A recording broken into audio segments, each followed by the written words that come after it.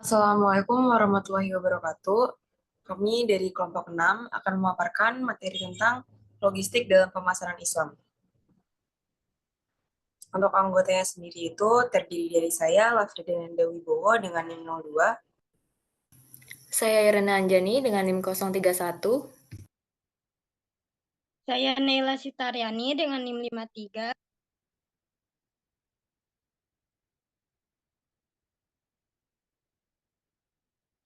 Nah, selanjutnya kita akan membahas tentang pengertian logistik dalam pemasaran Islam. Jadi, logistik dalam pemasaran Islam itu adalah sistem pengelolaan dan distribusi barang yang dilakukan dengan mematuhi prinsip syariah, yaitu mengutamakan kehalalan, efisiensi, keadilan, serta transparansi.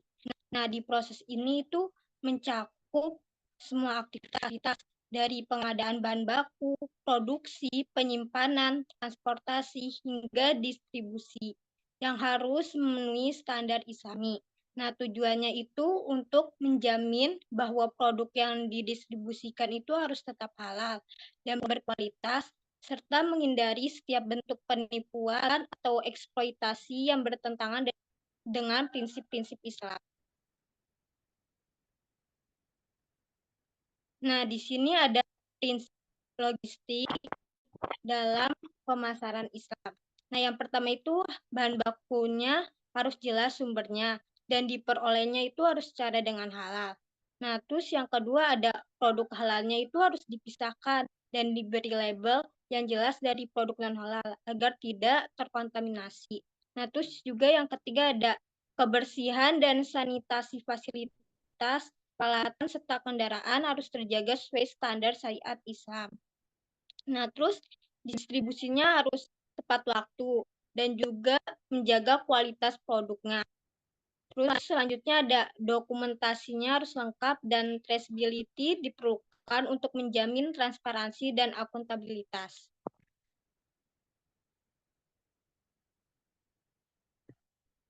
Nah, di sini apa sih peran logistik dalam pemasaran Islam? Nah, logistik dalam pemasaran Islam memiliki peran penting dalam menjaga kehalalan produk, yaitu meningkatkan efisiensi rantai pasok, menjamin transparansi dan akuntabilitas, serta mewujudkan keadilan untuk membangun kepercayaan konsumen. Nah, implementasi logistik yang sesuai dengan prinsip syariah tidak hanya memastikan kehalalan produk, tapi juga meningkatkan efisiensi operasional dan daya saing perusahaan di pasar global.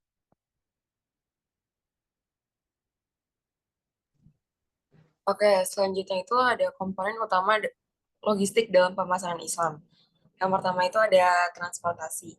Transportasi itu memastikan pengiriman produk dilakukan dengan cara yang aman dan halal. Yang kedua itu ada penyimpanan pergudangan. Produk disimpan sesuai standar halal agar kualitasnya tetap terjaga.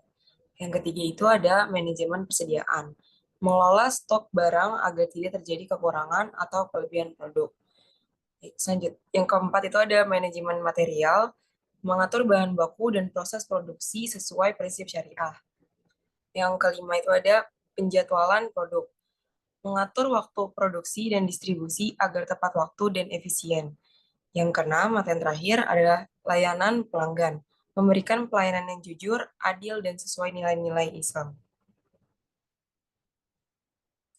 Selanjutnya itu ada tantangan logistik dalam pemasaran Islam. Yang pertama itu ada kurangnya integrasi, prosedur, dan pengawasan.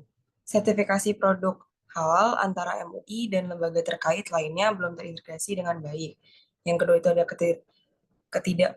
tidak terpaduan kebijakan, kebijakan jaminan produk halal belum terintegrasi antara MUI dan lembaga lainnya, sehingga memperlambat proses.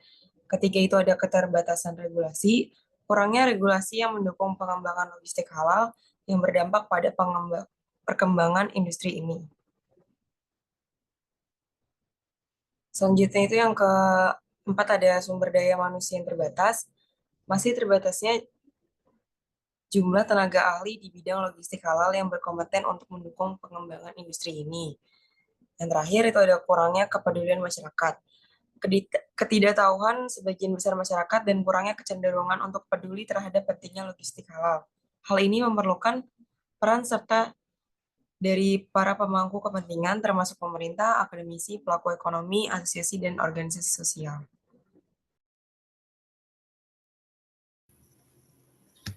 Selanjutnya adalah solusi dan strategi logistik dalam pemasaran Islam. Tantangan utama logistik pemasaran Islam mencakup efisiensi rantai pasok, kepatuhan syariah, dan juga keseimbangan keuntungan serta kesejahteraan sosial. Oleh karena itu, solusi yang diterapkan harus mencerminkan keadilan, transparansi, dan keberkahan dalam perdagangan. Logistik halal bertujuan untuk meningkatkan kepuasan konsumen sekaligus mengoptimalkan keuntungan bagi industri pemasok melalui strategi yang tepat. Adapun di sini solusi dan strategi yang dapat digunakan dalam pemasaran logistik halal. Yang pertama adalah PL, 4PL, dan 5PL, di mana PL ini adalah partai logistik. Strategi logistik terdiri dari 1PL hingga 4PL yang mencakup produsen, pengecer, ekspedisi, gudang, serta integrasi logistik.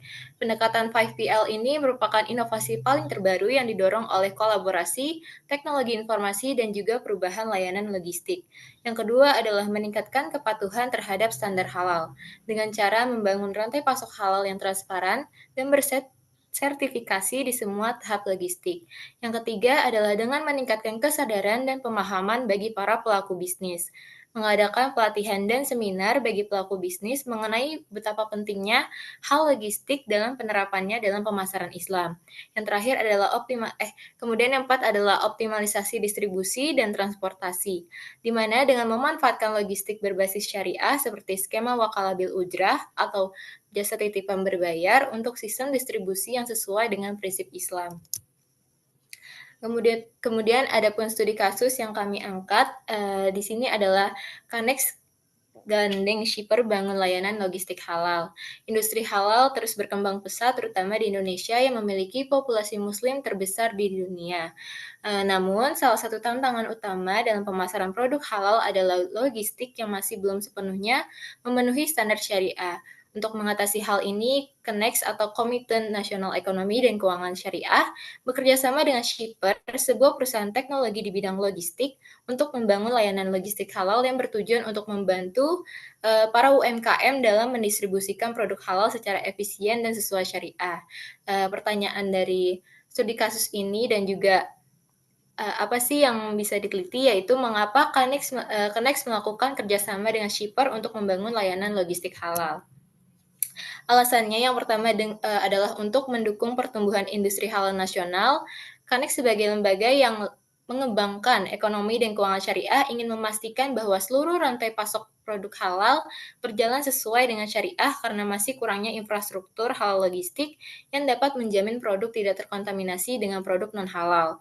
Yang kedua adalah untuk meningkatkan daya saing produk halal di Indonesia, di mana standarisasi logistik halal dapat meningkatkan kepercayaan dari konsumen muslim baik di dalam maupun di luar negeri. Ketiga adalah digitalisasi layanan logistik halal. Shipper sebagai perusahaan teknologi memiliki sistem digital yang dapat membantu pengelolaan logistik halal secara lebih efisien karena adanya digitalisasi. Pelacakan produk halal dapat dilakukan dengan lebih transparan dan juga real time.